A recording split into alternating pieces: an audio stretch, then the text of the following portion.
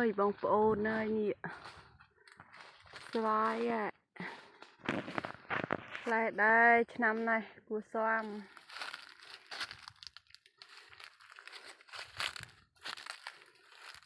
ไปបានចាស់ខ្លះបងប្អូន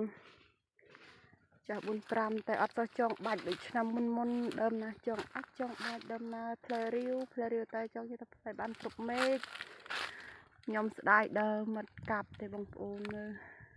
ដោយសារទីខ្ញុំស្ដាយនឹងផ្លែគ្រប់មេឃស្វាយខ្មែរណា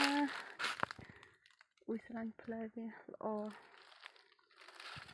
ខ្ញុំមិនបានថតគ្រប់ដើមនេះខ្ញុំថតអាដើមរាវផ្លែរាវជាងគេ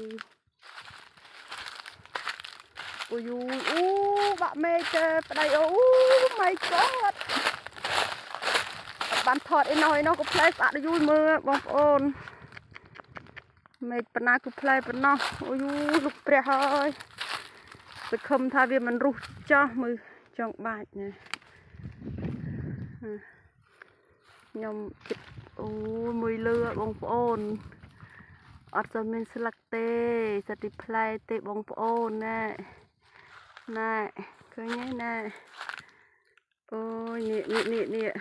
ស្បីទីតាមក្រោមខ្ញុំអត់កាប់ទេដោយសារតែខ្ញុំស្ដាយមេឃតូចប៉ុណ្ណាក៏តស៊ូណាស់ដឹងថាម្ចាស់ក្រហើយជាពាក់គេច្រើនស៊ូឡើងស្វាយនេះអូលោកព្រះឃើញមេឃទេបងប្អូនមិនមេឃធំទេណាមេឃវាមកក្រោមវិញទៅហ្នឹងណាខ្ញុំបេះសាញ់តែបានស្រួលគេទេដោយសារតែខ្ញុំស្ដាយខ្ញុំអត់កាប់មេឃវាចោលខ្ញុំចេះ TikTok អូមួយខានមើលហើយអូខានមកលោកនេះផ្លែអូឆ្លាញ់ណាផ្លែអីលើបងប្អូនថតអត់កោតទេផ្លែសាហាវទៅខំថាជាប់ទៅចោះបងប្អូនឆ្លាញ់ផ្លែស្វាយខ្ញុំអត់ខ្ញុំឆ្លាញ់ដើមស្វាយជាងគេបើផ្លែម៉ាក់នេះចូលចិត្តណាថតអត់កើតហ្មងអូយគួយឆ្លាញ់ណាស់លោកព្រះ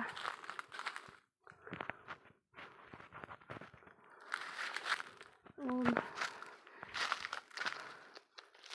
ហើយដល់កងបាន20ដើមផ្លែចេះតែចាញ់អក្របទូចេះតែក្របទូចរោទុំចេះតែរោទុំ